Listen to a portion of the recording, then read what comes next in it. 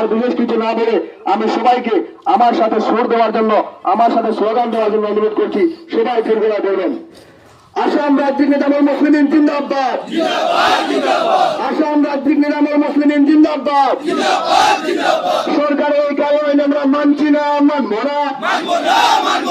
ওয়াকফ সংশোধনী আইন প্রত্যাহার করতে হবে, ওয়াকফ সংশোধনী আইন প্রত্যাহার করতে হবে। কেন্দ্রীয় সরকার হায় হায়, কেন্দ্রীয় সরকার হায় হায়। আসাম রাজ্যিক নিজামুল মুসলিমিন জিন্দাবাদ, আসাম রাজ্যিক নিজামুল মুসলিমিন জিন্দাবাদ। কেন্দ্রীয় সরকার হায় হায়, এই কারণে আমরা মানছি না, মানবো না। নইলে আমাদের সংগ্রাম, নইলে আমাদের সংগ্রাম।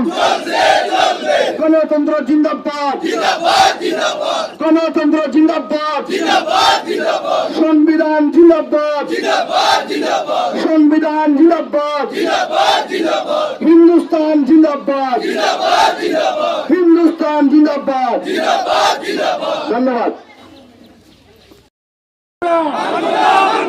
আলোক সরকার হায় হায়, রাজ্যিক সরকার হায় হায়, সরকার হায় হায়। সকলে ধন্যবাদ দিয়া দেখা দিচ্ছি আমরা